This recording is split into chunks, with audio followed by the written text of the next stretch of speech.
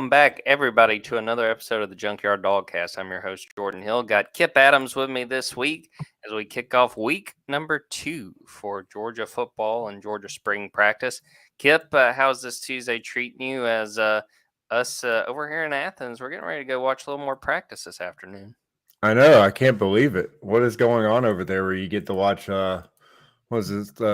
viewing period number 2? You get to watch 10 minutes of stretching and maybe a drill or two. That's crazy. We didn't get yoga. I was kind of disappointed in day one. I wrote 3,000 words off that yoga we got to watch at the Peach Bowl. Yeah, you got to save that for the postseason when it starts to get serious. Right now is where you start to get these false flags left and right.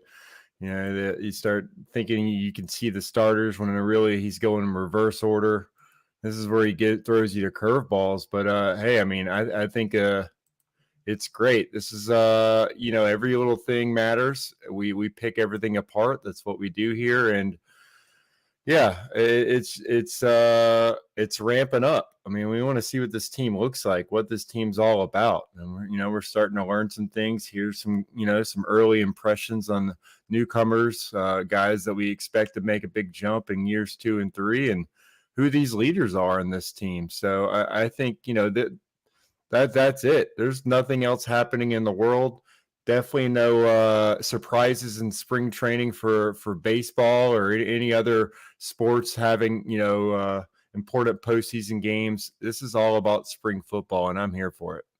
No doubt about it. Well, let's jump right into it. We're going to kind of take this episode to talk about what we've seen to this point, and we'll hopefully have another podcast later this week, especially after we get another viewing period. We're recording this little afternoon on Tuesday. We'll have a viewing period this afternoon to get to watch a little bit more. But I want to start by just kind of rolling through. A big part of that very first practice was getting a chance. We went on Thursday, so that was Georgia's second practice. Got to watch about 15 minutes. And to me, the biggest thing was trying to find those younger guys. For those listening, a little bit later this afternoon, I'll have a story where you can look at all the jersey numbers of these newcomers. But just seeing those guys out there, it was pretty interesting. I wrote this in our observation story after the viewing period. We walked out there, and there was almost a fight, which, as people pointed out on the board, that's nothing out. That's nothing crazy. You talk about these guys being competitive. Even Todd Hartley was out there yelling "competitive juices." He was watching them, but it was Pierce Spurlin and it was Gabriel Harris were kind of going at it. They'd been working through a drill where the tight ends were holding on to the football and the outside linebackers trying to rip it out of their paws. And I'm not sure what was said or what instigated that, but we were like, right, had just walked on the practice field, and I was like, okay, these guys are going. I watched Gabriel Harris a little bit, watched Samuel Mbemba. I was over watching the outside linebackers, and their position coach, Shadera Uzodiribe, was really getting after them. This was their second practice, and you think about what a whirlwind, for these true freshmen going through this for the first time. And Shadera was getting after them, saying, I think he said, them IMG boys are tired watching them coming through drills. So, I can't imagine, they've got 18 early enrollees, 17 are going. Josh Miller is the only player that is not. He had shoulder surgery before he got to Georgia, so he's out for the spring. But these 18 guys who have never been through this before, you're getting thrown into the fire, and you got to see a little bit of that. And, I'm sure a lot of those guys were probably catching their wind a little bit, especially those first couple days. And I'd have to imagine these coaches' voices are a little bit hoarse just from all the yelling, trying to get the message across, especially to the newcomers, those younger guys on the roster. Yeah, they're drinking from the water hose right now, and I'm sure they're wishing they actually were drinking from a water hose, because this is where you start to push these guys and to see how they react. The early practices, especially those ones before you get in pads. You want to push it a little bit. Definitely make sure the conditioning ramps up, and then you have a lot of guys that are still shaking off some rust, and some of these guys might be coming off injuries and haven't been a full go in the off-season workouts, or maybe they were, but they're still kind of working from behind. So you got to thread the needle there of just pushing these guys as much as you can. Obviously you don't want any injuries, and that's kind of that one aspect of practice where everyone's just kind of hoping for the best. If you can get through, G Day without any serious injuries, then that's a huge win. But that's football. We talk about Georgia practices and how difficult they're supposed to be, and that is part of the risk of the iron sharpens iron, is that you have to push everyone as far as you kind of physically can to establish just that level of physicality. So that's kind of what this coaching staff's trying to do. They're trying to see what the limit is for a lot of these players. And I think, yeah, I mean, a lot of these linemen out there, probably a lot of hands on the knees, which I recommend. It's a great way to kind of save yourself from getting too gassed. But these guys thought they were in shape, and they're finding out that maybe maybe they weren't exactly conditioned the way they thought they were going to be. But hey, there's a lot of new guys out there, a lot of really, really promising talent added to this roster, and I think we're going to hear a lot of good things about these guys over the coming weeks. I want to make sure when we talk about those new guys, when we have kids that are committing, sometimes there's like the hat science where you look and like, okay, this looks like the best hat, so this is where they're going to go. I'm going with who I think could really impress just based on what numbers they got. Roderick Robinson is number 0. I think for a running back, that's incredible. And it kind of makes me wonder because Kendall Milton he was joking when he talked to us the other day and said, yeah, Roderick's a big guy. I said, man, you got to lose some weight. You're going to be playing fullback. There's a lot of thought that I'm telling you, a fullback at 0, that would make a lot of sense. But I think that's a pretty good number for a running back. Some of the other guys, Lawson Lucky at number 7. Let's see, Tyler Williams, 10. Got to do some of the science with some of these guys. Smoke Bowie at 31. I think that's a good DB number. And, a few of the other ones, maybe they'll work up. But Pierce Sperlin, 88. You see those 2 numbers on there. I mean, it didn't take very long watching him to realize that is a gigantic human being. And so putting my little chips on those guys, we talked about it last week, Kipp, that, with the spring breakouts, I already lost one of my top picks with Jalen Walker. So I'm going to hedge some bets with some of these guys just based on what numbers they got.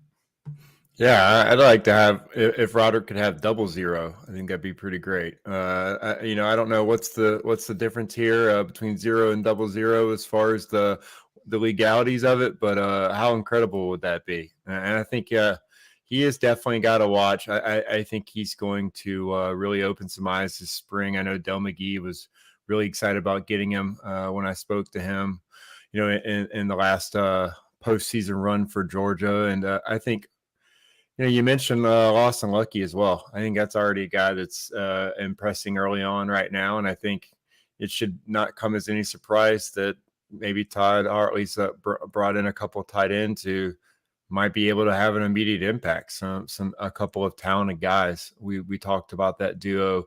It was really tough with that recruiting class to the pinpoint which position we thought had done the best. I think I may have missed an edge. We've talked about that linebacker group ad nauseum. I mean, maybe the best 3 inside linebackers in the country, but those 2 tight ends, I think they're going to play a lot of meaningful downs, if not this year, but definitely over the next couple of seasons, because they're really good. And I think Lawson Lucky is a guy that's making a solid first impression for Georgia right now.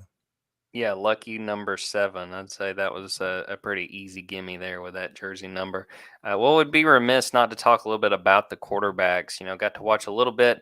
And admittedly, I didn't stay and watch a ton of the quarterbacks, trying to kind of make my way around, check out those jersey numbers, trying to get a feel for just who I was there, who was available, who wasn't. Liked what I saw early from Carson Beck and Brock Vandegrift. Rusty reported on Saturday. A lot of buzz about what Brock has been able to do. I think it's no secret at this point. This is going to be a competition that I believe goes on beyond G Day. We were told last week when Kirby talked to us, that Carson and Brock are going to be getting the first team reps. He emphasized that, hey, Gunner could do enough to get in that mix as well, to not count him out. But I think that it's very clearly going to be these 2 really fighting for this job, the 2 most experienced quarterbacks on this roster.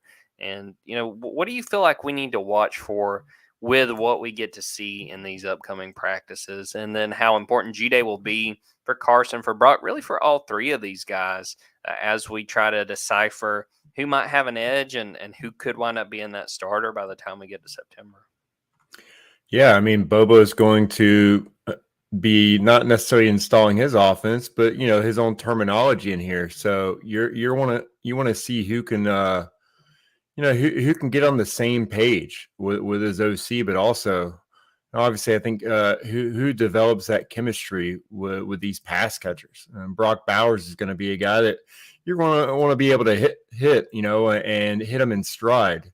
And so he's a guy that's probably going to be helping you along as you try to pick up the offense and run it seamlessly, but also just these incoming wide receivers with Dominic Lovett, Ra Thomas. Those are probably weapons that Georgia's going to want to feature this season. And they'll be rotating these guys in, but I think you really want to see maybe who has that chemistry when they're getting reps in with those guys, because I just think you look at the playmakers that Georgia returns this year, and you look at this offense, one that can score over 40 points a game. They're going to expect Georgia's offense to the match last season, if not put up even bigger numbers this year. So I think which quarterback gets on the same page quickly with those guys and the communication level at the line of scrimmage, can you get everybody into the right sets without Bobo having to stop and have you run the play over again, is going to be key, because I think that's going to be the thing here. You got Cedric Van Pran coming back.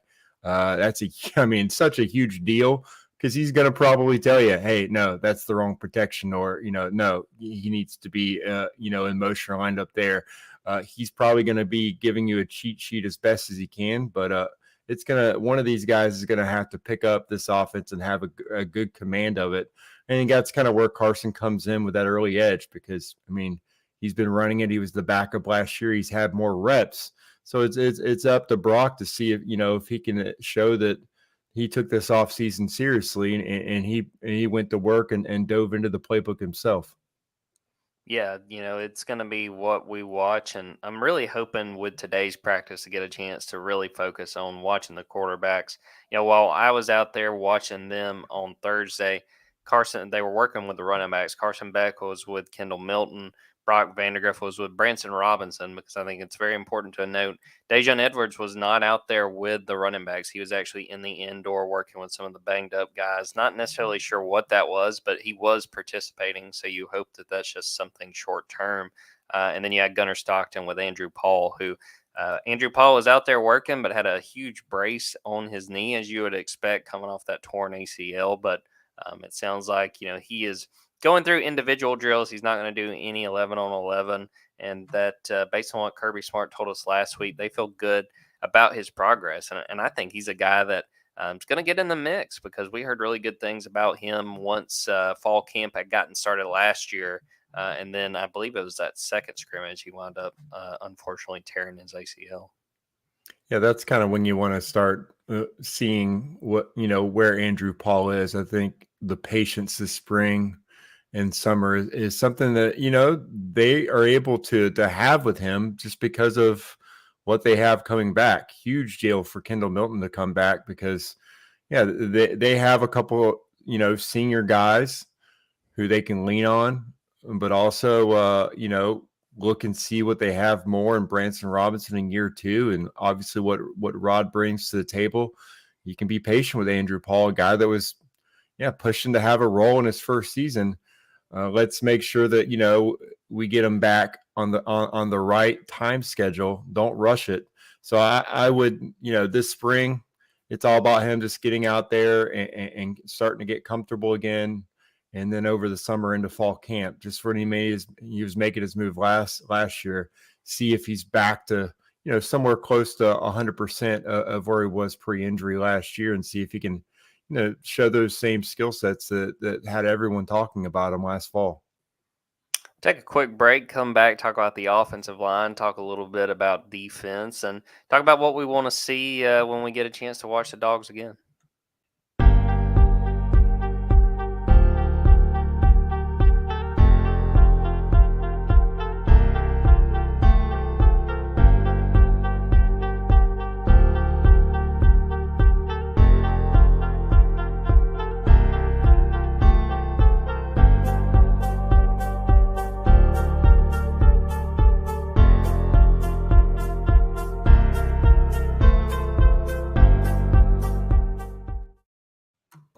everybody. Well, I think the biggest thing that we haven't talked about offensively is the offensive line, which is tasked with replacing both starting tackles after Broderick Jones and Warren McClendon decided to go pro. What we got to see in that second practice last Thursday, it was basically what we expected. I think the only question was sort of which tackle would be lined up where. First team was Ernest Green at left tackle, followed by Xavier Truss at left guard, Cedric Van Pran at center, Tate Ratledge at right guard, Amarius Mims at right tackle. Those middle three guys are the guys that started there last year. In the second team offensive line, left to right, Monroe Freeling, who is the true freshman that is coming in with a whole lot of hype. Micah Morris, Austin Blasky, Dylan Fairchild, Chad Lindbergh. I don't think that first team offensive line surprises us very much. I think there was a question of does Mims move to left tackle to kind of protect and really shore up that blind side for whoever wins this quarterback battle. But I think it makes a lot of sense with how they got this lined up. You think about last year during the spring, it was Ernest Green working with Amarius Mims, Ernest at left tackle, and Mims at right tackle. I think this is a lineup that makes a lot of sense, but we got to understand that that was one practice, and we very well could see things really mixed up by the time we get to watch the Dogs again. Yeah, I think if Georgia was, lining up and playing Tennessee Martin tomorrow, I think Austin Blasky, would be the starting left tackle. I think they know that he is ready now to help them. And again, he's a guy that we've talked about has been kind of that Swiss Army knife. He might be number 2 at all 5 offensive line positions heading into the season, but right now, I think he would be the guy that they would trust to be the left tackle if they were playing this week. And again, with Green, it's just about getting him back and getting him ready. And just like I said with Paul earlier, I think it's not something that you need to rush, but it is something that you need to go ahead and see kind of where he is, and reinsert him back into that group. And it's all about getting him back into playing shape and getting him in there and getting competitive snaps out of him right now. But again, it's a credit to Austin Blasky, a guy that was kind of a late addition in that 2020 recruiting cycle. Didn't get all the press clippings that, when Georgia got Broderick Jones and Tate Ratledge, it was, it's a huge deal, obviously, getting both of those. But Austin Blasky is a guy that came in and has gotten better every day and has made himself valuable to this coaching staff. So he might not ultimately win the left tackle job, but you'd be kidding yourself if you didn't say he's going to play a pivotal role on this offensive line this year. And like I said, probably that backup guy, the swing guy at every single position on the offensive line. If he doesn't win the left tackle job, I would not count him out of that battle just yet. No doubt, and I'll say he'll be really important, but also I think Monroe Freeling, because there's kind of a lack of tackle depth behind these obvious guys we're talking about. So to have a true freshman, I think you consider the fact that he gets this spring to kind of get his feet under him, and it's not going to be easy. I'm sure in the time we get to watch, you're probably going to hear Stacy Searles riding some of those young guys like Monroe because they're learning and they're going through it. But they're going to be super valuable because you think about how physical play is on the offensive line, and quite frankly, how consistently we see guys get banged up. They need those guys to be valuable and guys they can count on. And I'll be really interested as we go through spring to ask Kirby about some of those young guys, about Monroe. How far is he coming with his game? Because it may say a lot by the time we get to October, November. They may be counting on guys like him and Austin Blasky to step up and play really significant roles. I think it's similar to the quarterback battle, and it's one that's going to go into the fall camp because it needs to. They need to see as extended a look as they can from these guys at that left tackle position. Obviously, is the one that we're going to be keeping the closest eye on. That's where we think this position battle will be. And I just think, yeah, you mentioned it. I mean, you want to see as much as you can to Monroe Freeling to make sure, if he's not ready, because you want to know going in. You got a couple games to start the season where you can, maybe try some different looks, but you want to know what you have as best you can and get the best, in preseason eval. And so, like I said, if they were playing tomorrow, I think Austin Blasky would be the starter. It's not exactly by default. It's just they know the most about what he can do right now. He's had the most reps, and he showed them. I mean, he was in the mix last season, all last fall. He got reps across the board, and I think right now you got to go with what you know, and that's kind of what Kirby Smart's. He's been a guy that's wanted to. It's not necessarily the safe pick, but it's the one where I know what I would get right now out of him. But at the same time, we've watched him play true freshman on the offensive line. We've seen him, play true freshman at left tackle with Andrew Thomas. So I think Monroe Freeling, they want to get as extended a look as they can from him, and maybe he does. He's definitely the wild card there, but it's good to have options. With Broderick Jones and Warren McClendon going to the NFL, they're having to replace two very, very good players at offensive tackle. So I think while Green's going to be the guy talked about the most, I think you have a candidate in Austin Blasky that gives you a known commodity. And then, like I said, you got that wild card in Monroe Freeling. I mean, I think those are great options to have as Georgia tries to build, its next offensive line, one that's been arguably the best offensive line in the country the last couple of years. Bouncing around the defense very briefly. Defensive line, Michael Williams still looks like a freak. Had a chance to watch a little bit of him. Jamal Jarrett, I think, shows some real promise. Trey Scott was really coaching him up. Seemed to like what he was doing as they were going through a few drills. Jordan Hall, just a massive dude. I think he's got a chance to, find a role, whatever that is, early on and make an impact. Outside linebacker, super, super young, really behind Chaz Chambliss with Marvin Jones Jr., and also Jalen Walker on the mend. Darius Smith seems to be, a guy we really want to watch because he's super athletic. And to keep an eye on those young guys with Damon Wilson, with Samuel Mpemba, with Gabriel Harris. They're going to hear a lot from Chidera Uzo-Doribe, but that's just part of it. Inside linebacker, got to see a little bit of, Jamon and Smile and some of those young guys. Sounds like Raylan Wilson and CJ Allen are off to great starts, which really shouldn't surprise you. There was so much hype about Raylan when he committed, a former Michigan commit, and you see his athletic ability. I mean, I think he is going to continue what's been a very rich tradition of late when it comes to Georgia and inside linebacker. But CJ Allen is a freak. I mean, we've written about it, and Kipp, you wrote about it after the national title game, him getting the mention from Kirby. You just don't ever see that. So I think that says a ton there. Saw a little A.J. Harris with the defensive backs, with the corners. He's a guy I covered for a little bit in high school. I think he's a guy that in time is going to be really talented. Smoke Bowie was working with corner. I think he's a guy you watch because they can probably move him around and, try to figure out where these guys fit best.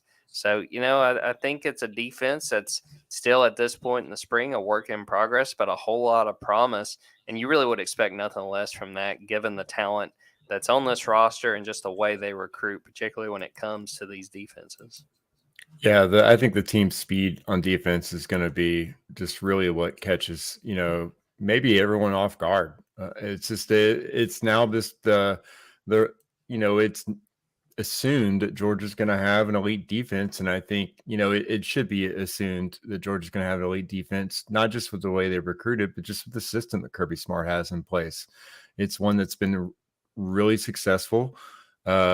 When everyone was talking about how defenses have to focus on stopping the pass, everyone's adjusting to the spread, and Kirby Smart made sure to adapt, but also to remind people that you're not going to run on Georgia's defense.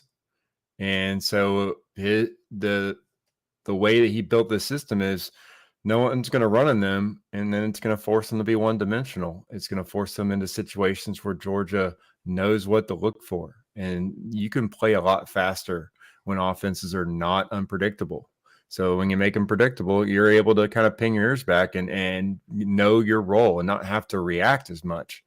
And I think when you're able to do that, but then also just increase the team speed, like especially in that inside linebacker room, the guys that they brought in this class, and then again, like we said, those edge rushers as well. I think if you're able to get into the backfield and find the ball carrier with faster players, then you're not able to, your DBs are not pressured as much. They're not having to be out there on an island for as long. So I just think that this defense is really set up to play at a very high level, and interested to see how they look this spring, and also interested to see if you see some new faces out there on the coaching staff. I remember talking to you last was at the pro day. That was the one things I asked. When is Georgia gonna replace these analysts? And lo and behold, they did not waste any time. I guess Kirby or someone must have had a microphone set up in that indoor facility, because they made sure to get those hires done as soon as the week began. Maybe I reminded him and Kirby forgot and went ahead and made those hires. But just interesting additions that I guess we haven't really talked about as far as Kirby Smart's coaching staff. Coming, I think, like a day after you reported everyone got a raise. You get a raise, you get a raise, you get a raise. Pretty content coaching staff right now in Athens, I would imagine. No doubt about it. And let's talk about that before we wrap up this episode. Georgia hiring Brandon Streeter, who had been at Clemson, was the offensive coordinator during the 2022 season.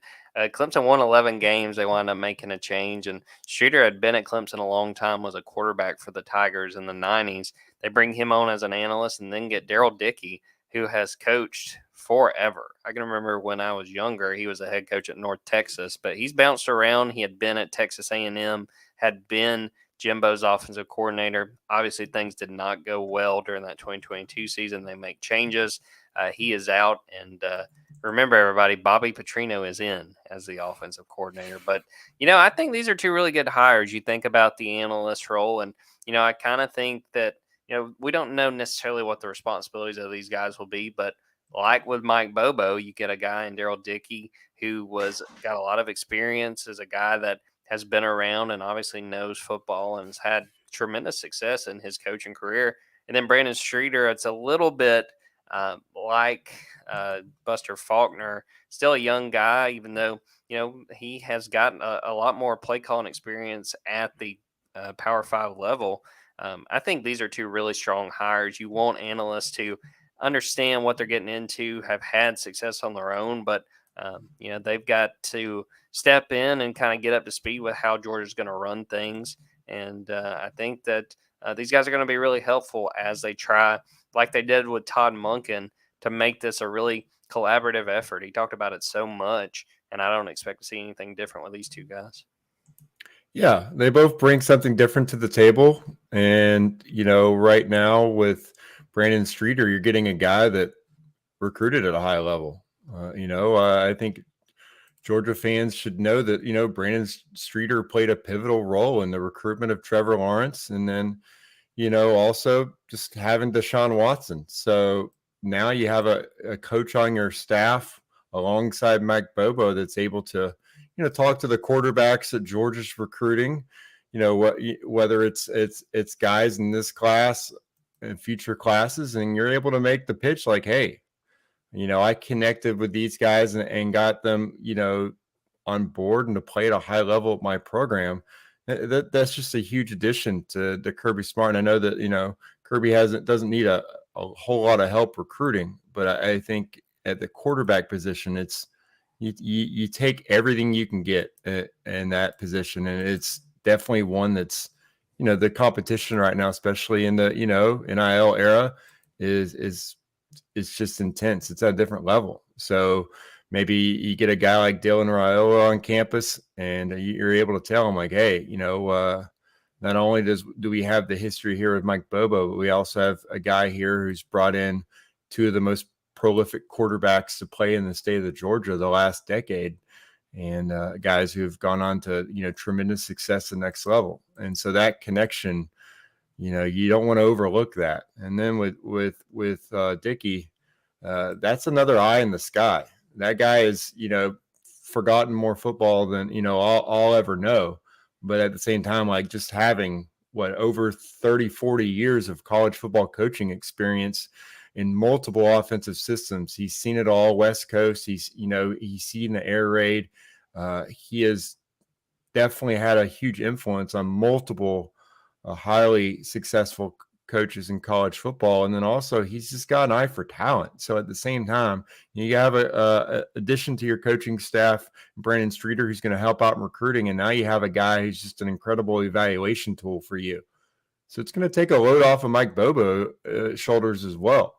With him coming in with the expectations to improve upon the second most prolific offense in Georgia history, the rare offensive coordinator who comes in having had the most prolific offense in Georgia history, but also with a lot of question marks.